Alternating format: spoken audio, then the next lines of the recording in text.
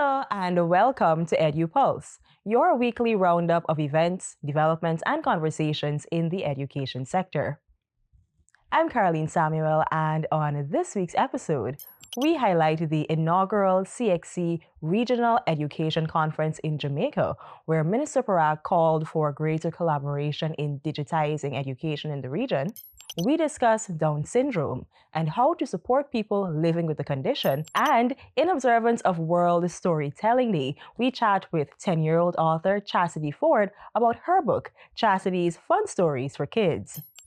All that and more on this episode of EdYou. Stay with us.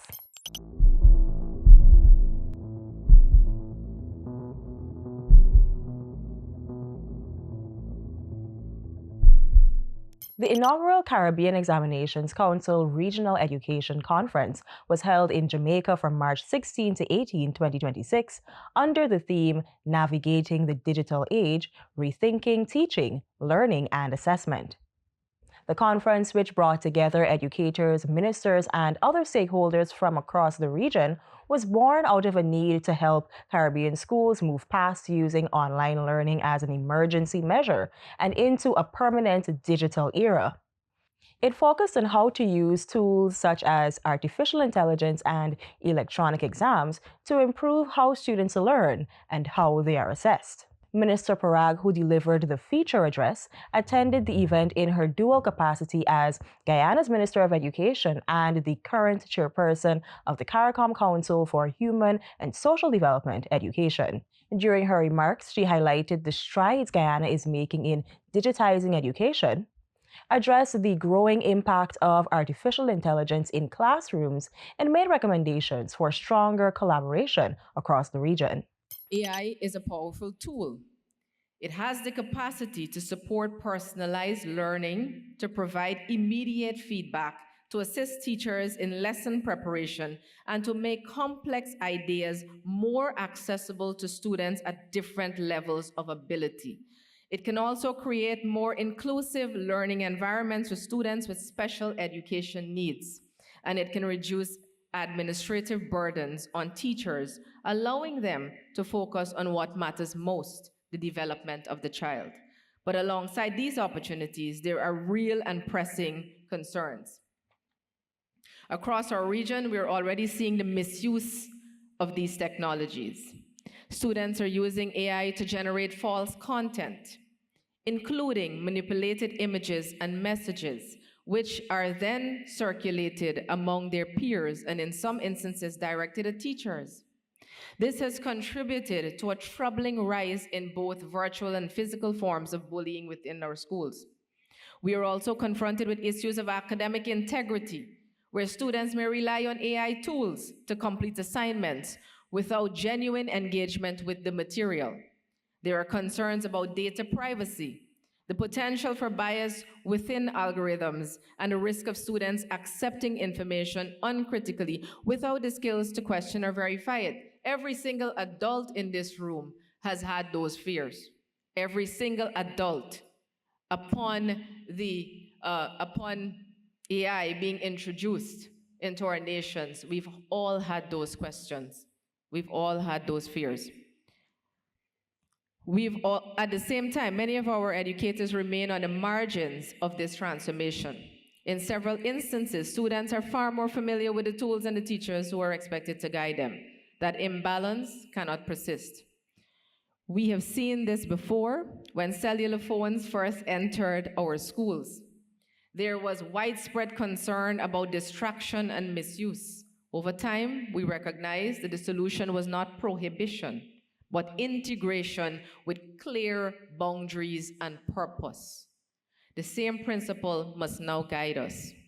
Our task is to ensure that AI is introduced into our education system in a way that is responsible, structured, and grounded in clear ethical standards. They must understand the consequences of the misuse, the importance of authenticity in their work, and the responsibility that comes with access to powerful technology. At the same time, we must invest in our teachers. They must be equipped, trained, and supported to understand these tools, to integrate them with appropriate and to maintain the where appropriate, and to maintain the human connection that remains in the heart of education. AI must assist the teacher, it must not replace the teacher. As a region, we must therefore move toward clear frameworks for the responsible integration of AI in education, frameworks that address ethics, data protection, academic integrity, child safety, while still allowing for innovation and growth.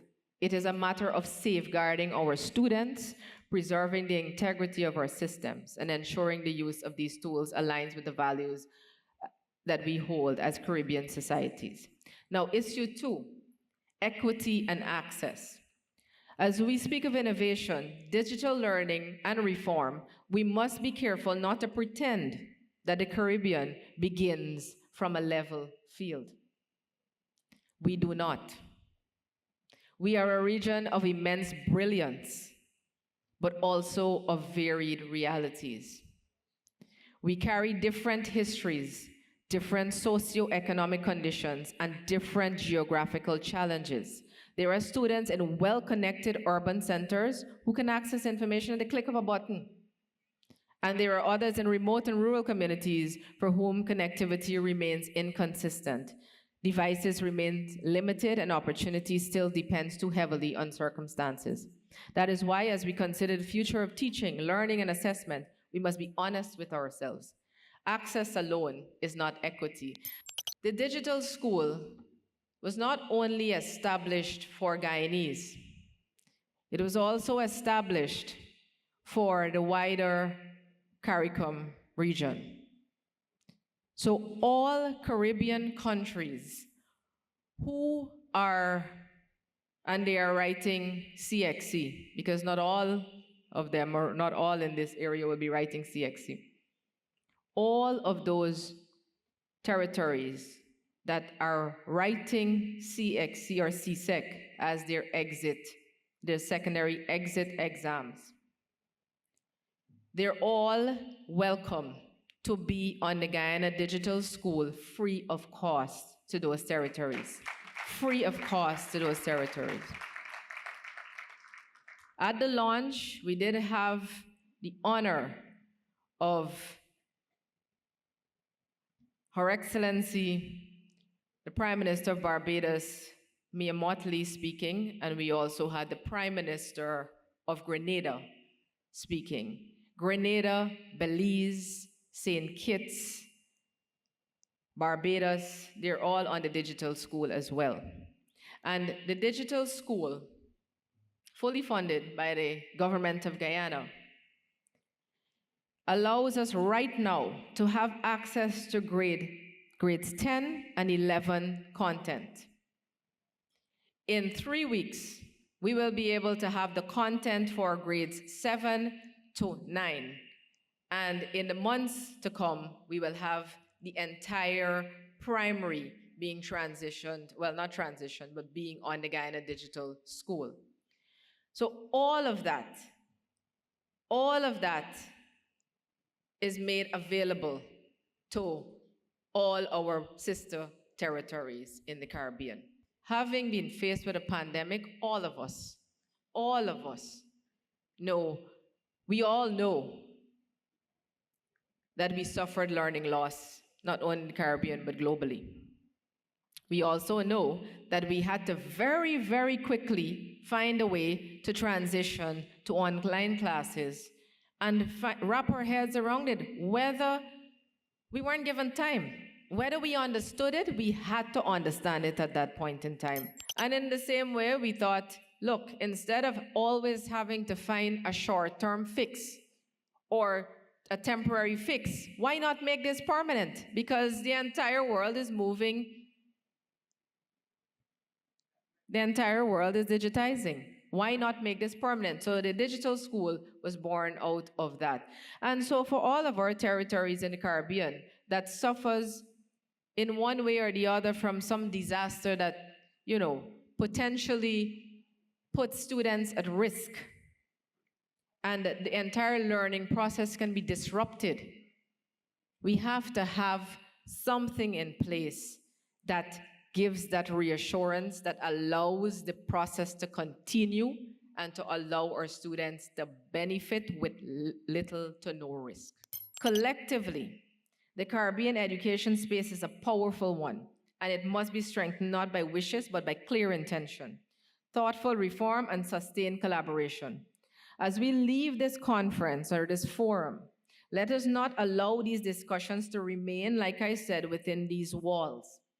Let us carry them into our ministries, our classrooms, and our policies, and let us move forward with the courage to reform what no longer serves us, the discipline to protect what must remain, and the wisdom to place our teachers and our learners at the center of it all.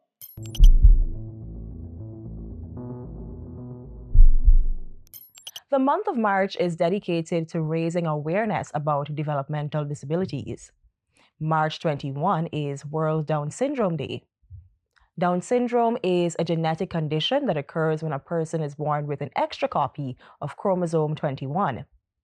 This additional genetic material affects how the brain and body develop, leading to intellectual disabilities and specific physical characteristics.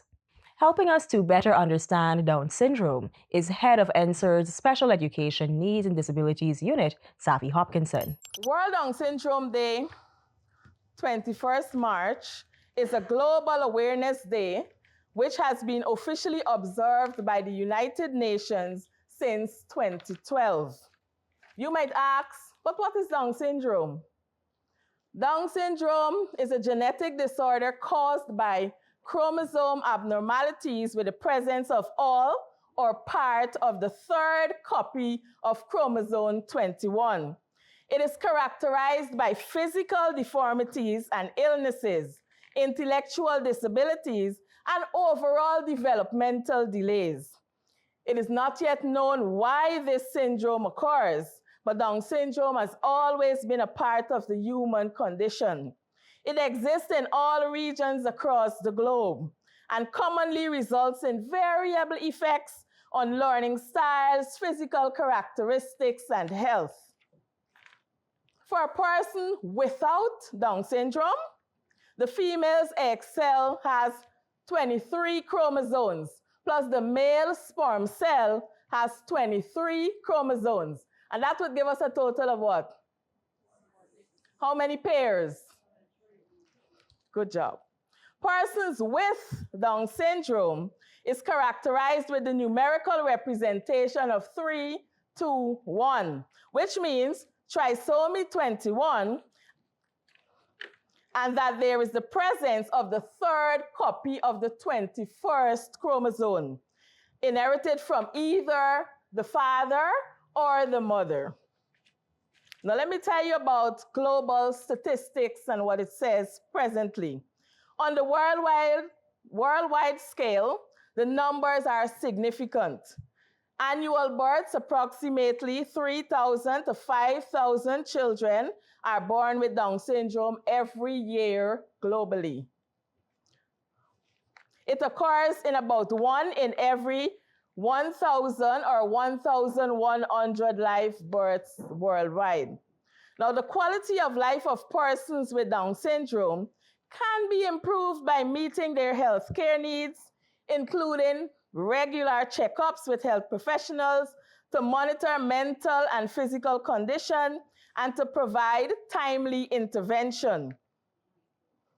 And that is physiotherapy, occupational therapy, speech therapy, counseling, and special education support. Now, if we're to understand Down syndrome very briefly, significant medical advances have increased their life expectancy from 25 years in 1983 to about 60 years today, where we are. It is not known, the cause is not known, and it is not as a result of what anyone's parents would have done. Let me share a myth with you. People with Down syndrome are always happy. I'm sure you would have met someone somewhere and you would notice they're always smiling, isn't that so? Yes.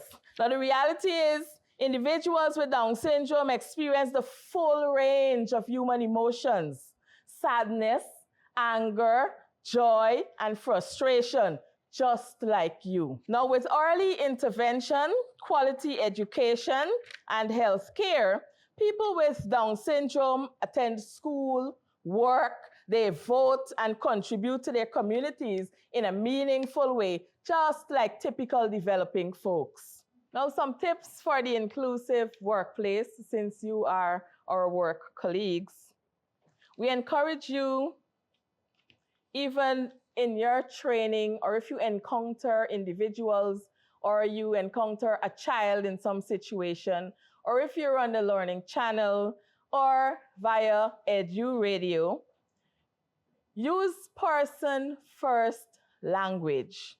Always remember that the individual comes before the diagnosis. Do say, a person with Down syndrome, or my colleague who has Down syndrome. Have you noticed it? Have you noticed people, then the language? Have you noticed? Shall I go it again? People first, language. The person, then the disability. Avoid saying, and please don't say, like a lot of the media, differently able. Call it by its name. Say disability. It is okay to say a person with a disability. It is not okay to say a person who's differently able. Avoid a Down's person or a Down's syndrome person or a sufferer of Down syndrome is a condition. It's not a disease. Communicate with clarity. Here's another tip. Effective communication is the foundation of a supportive workplace. Be direct. Use clear, concise sentences. Avoid heavy jargon or complex metaphors that might be confusing. Visual support. Whenever possible, back up verbal instructions with a written list, a flow chart, or a brief email summary. Give time. Allow a few extra seconds for the persons to process information and respond. Rushing the conversation can create unnecessary stress. Foster genuine belonging. The antidote to loneliness is active participation. Use the water cooler effect. Invite your colleagues to lunch, coffee breaks, or official social events. Don't assume they won't be interested. Value contributions. Ensure their voice is heard in meetings. Ask for their input directly if they seem hesitant to jump into a fast-paced discussion. And whatever is applicable for a person with disability or a person with Down syndrome is beneficial to all persons, all typical developing persons as well. To help raise awareness about Down syndrome, you might have seen people wearing mismatched socks. Well, there are a few reasons for that. Instead of the typical 2 copies of chromosome 21 in each cell, a person with Down syndrome has 3 copies, or an extra partial copy. And that extra copy of the 21st chromosome looks like a pair of socks under the microscope. Further, the mismatched colorful socks are used to celebrate the uniqueness of each individual who has Down syndrome and represent the beauty of diversity. Now, here's another interesting fact for you. The date chosen to mark World Down Syndrome Day, March 21, signifies the triplication or the extra copy of the 21st chromosome. Now, the theme for this year is Together Against Loneliness, advocating for the benefits of support and community. Let's hear now from Marcia Smith, the founder of Gifted Hands Learning Center, about the work she is doing to support persons living with Down syndrome. My name is Marcia Smith. I am the founder of Gifted Hands Learning Center for children with special needs. Down syndrome is, I am not the expert, I'm not the medical person on this, but from my years of experience working with persons with Down syndromes, I won't say children, I will say persons with Down syndrome, because the students that I have here, they're all young adults, or mostly young adults. And persons with Down syndromes, they are eligible to do anything. They all have the same oval-shaped face, almond-shaped eyes, little fingers, little feet. But they're able to do anything that anybody else can do. There's lots of challenges, especially when it comes to schooling, because according to the Act for Persons with Disabilities, they are no longer accepted in the mainstream school after 21. And after they would have finished, for example, mainstream school, they're just at home. So all what they would have learned during their earlier years, they will start to regress because they're accustomed to routine. And after routine, just being at home, any normal person, you tend to forget what was taught, and especially for them. And the challenge is that when they're at home, they have no one, or because family is busy, and they don't have the support base in order to take them to different places, or even in the secular system where they can gain employment, because society just look at them and they love to use the R word and say, they're not eligible to do anything. They're normal persons. If once you give them instructions, just be firm, not yelling, but firm with your instructions. They follow instructions carefully. And they can work. They can do anything that you can do and I can do. But it calls for patience. You must have that patience, that amount of patience with them to see that the task that was given to them be completed. Not only in the home, but in the workplace, in society.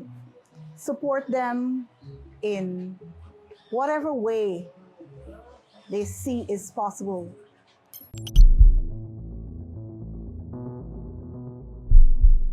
March 21 is also World Poetry Day.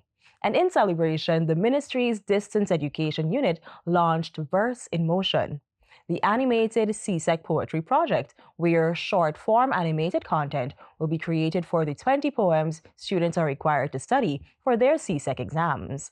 This World Poetry Day, the Distance Education Unit is launching something very special. Our CSEC animated poems.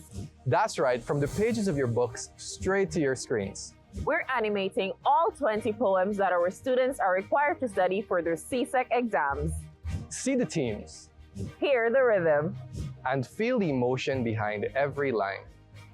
Whether you're studying, teaching, or simply love powerful storytelling, this is poetry like you've never experienced before. Launching this World Poetry Day, Verse in Motion, the animated CSEC poetry project.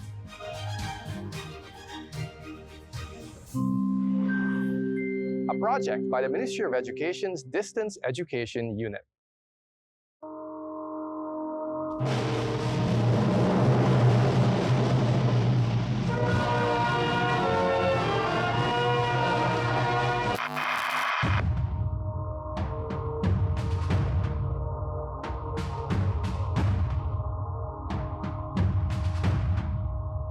This is the dark time, my love. All around the land, brown beetles crawl about. The shining sun is hidden in the sky. Red flowers bend their heads in awful sorrow. This is the dark time, my love. It is the season of oppression, dark metal, and tears. It is the festival of guns, the carnival of misery. Everywhere the faces of men are strained and anxious.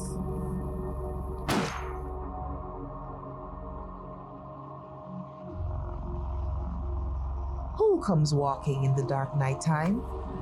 Whose boot of steel tramps down the slender grass?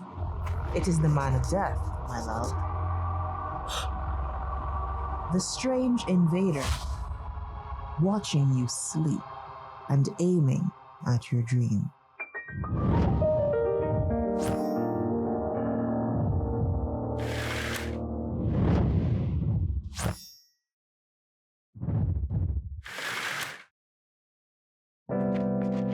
My Parents by Steven Spender.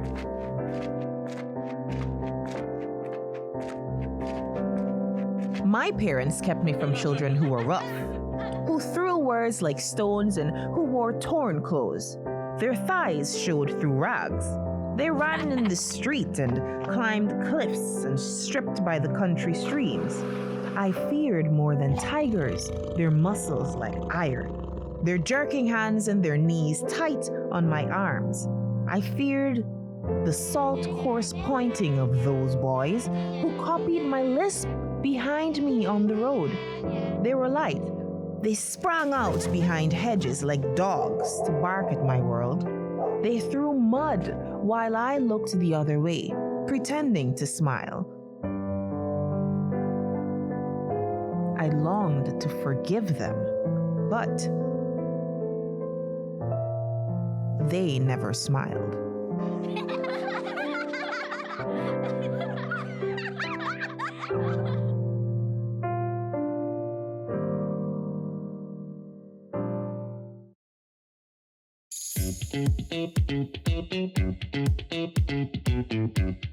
Josiah worked along with Adrian on This Is a Dark Time I Love, and Shaquinta worked along with Kayla, our illustrator, on My Parents by Steven Spender. And I was very happy with the pairing. Shaquinta and Kayla, they get along very well, so they make a very nice team. And Adrian and Josiah, I think their personalities kind of mesh a little bit. It was easy for them to get along with us because we were just as excited as they were to work on something like this, because nothing like this has ever been done before in Ghana, or dare I say in the Caribbean. So to see that they're excited to put their ideas on paper and then bring it to life, it was an amazing thing to see, and it was easy for us to find that common ground where we're not pulling and tugging, this is what you should do and that is what you should do. Everybody had something important and meaningful to contribute, and that's really what helped to bring the entire project to life. Their excitement and our spirit together perfectly.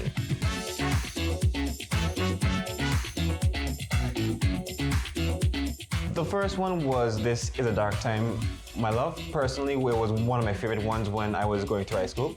I liked the very dark and serious tone that it carried, and I think when you see the poem, I'm confident that that idea shows through individuals that we went with. That's quite interesting to animate. I never really animated poems before, right? I only mostly made like animated short stories, but yeah, I think it's interesting to animate poems to let the students, they can see their poems come to life. The first poem that I did was My Parents. My art that I tried to like capture was like a coloring like style where it's like full paper texture and so forth. Yes. Like a sketchy like art style for sure, because like the kid is like remembering this and he's drawing it out in a book of what happened to him.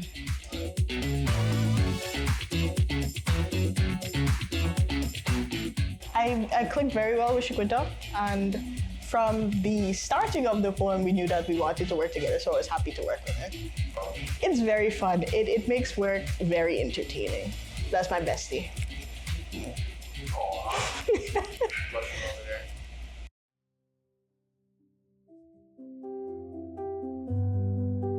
I think this project is especially important in Ghana because the ministry has been placing a large emphasis on mathematics as well as literacy. And part of literacy is the willingness to actually read. Lots of students struggle with reading, they struggle with enjoying it. And as someone who actually really enjoys reading, I think that having a tool like this, having things to look at, visuals to complement the things that you have to read in school, is going to inspire students to want to read more. I think it's also important for students in the entire Caribbean because we're not just an isolated country doing an exam. We are part of the Caribbean region, and the students that are writing these poems for CSEC in Ghana are also writing it in Barbados, Jamaica, Trinidad, wherever it might be in the Caribbean. And so this is a great tool not just for Guyanese students, but also for all of our Caribbean students. We know that we're moving into a digital era, so this is definitely going to pair very nicely with the direction that the ministry is moving in. And there are students with certain learning disabilities who can benefit greatly from this project. So they're not just seeing the words on the paper, they can actually see it in motion in this way. So they literally have verse in motion. And because of that, I think it's a very important and it's a landmark project that we have. And I hope that the students and the teachers who will be using it to advance English B really take full advantage of what we're doing here and what has been done. So we're hoping that with this, the students will become even more interested in literature and use it as a stepping stone to do even greater things and even possibly get into animation at some point in time.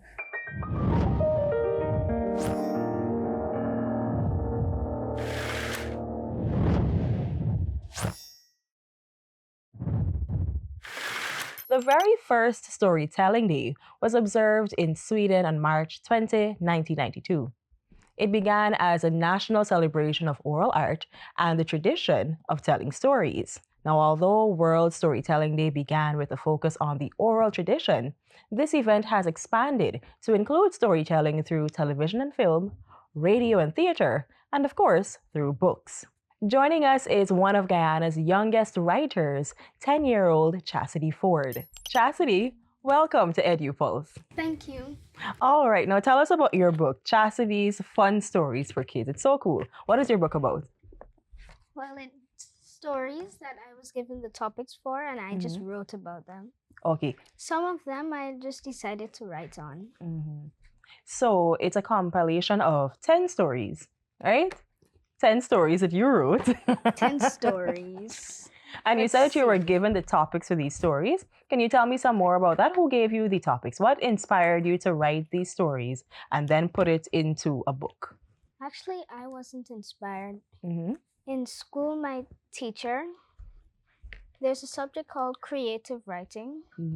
We had to do that, and at the end of the term, we were given a project to compile them into a book. The book did not look anything like this the first time we compiled it. So after that, we had to do some changes. We had to get a lot of graphic artists to do it.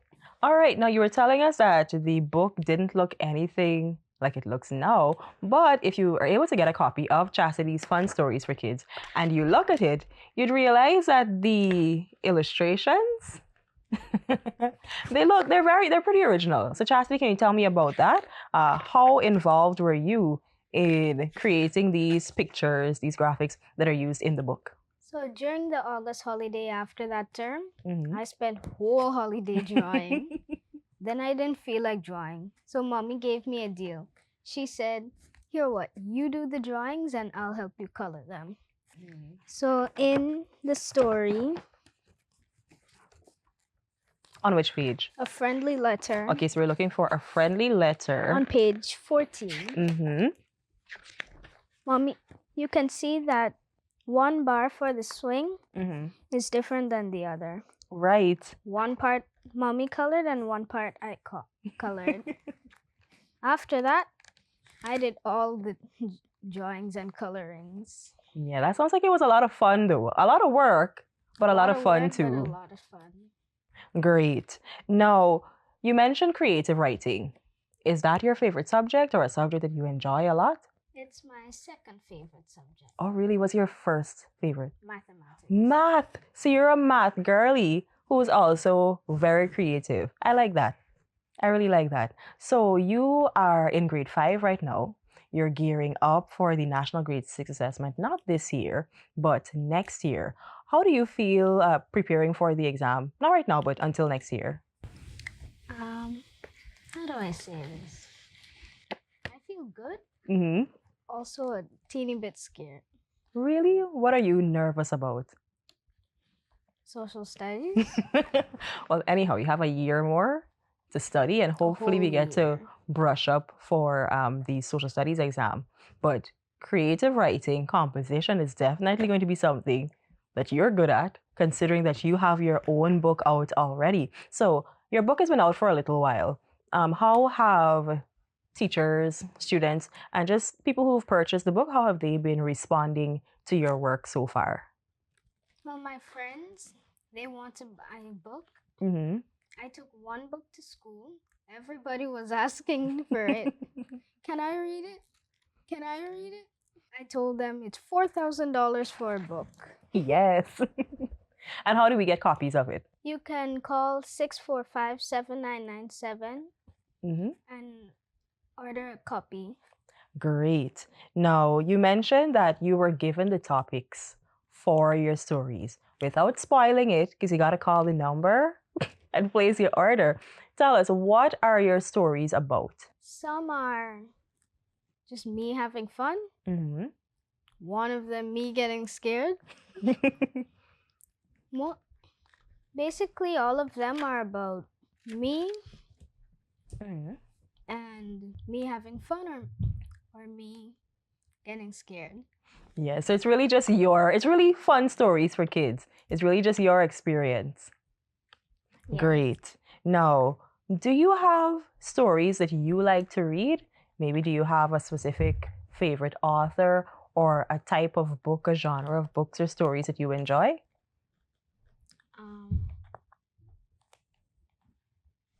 I like the Bobbsey twins. Okay. So you like the Bobbsey twins. What about it that you enjoy? I just like reading about the mysteries they solve. So you're a mystery girl. Yeah. All right, so this one is your first book, Chastity's Fun Stories for Kids. Do you have any ideas, maybe, or any plans of perhaps writing something more in the future?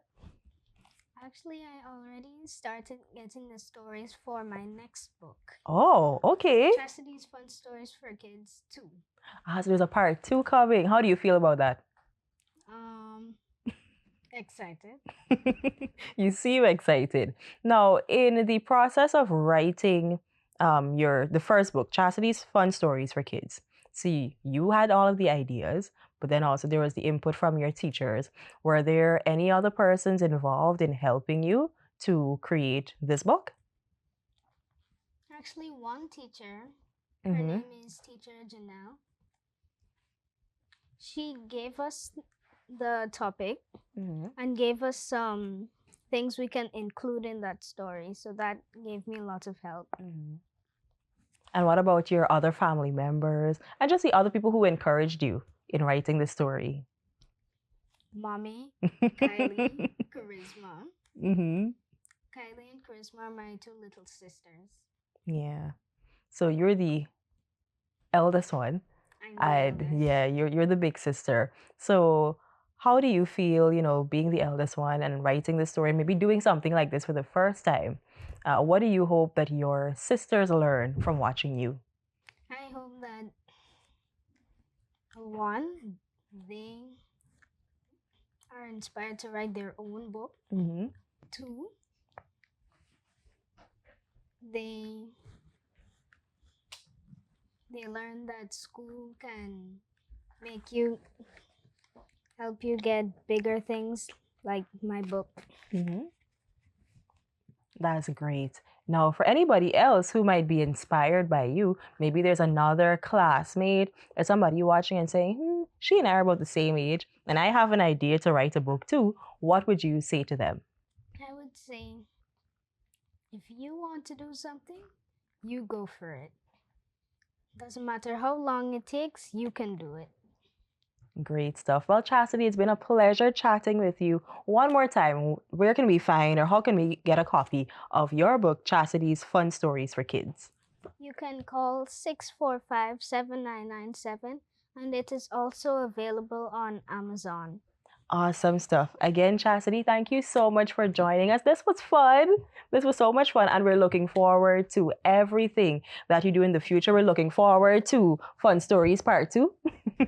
And of course, we're expecting big things from you when you sit at the National Grade 6 Assessment next year. And so, all the best, very best wishes in all of your future endeavors. Thank you.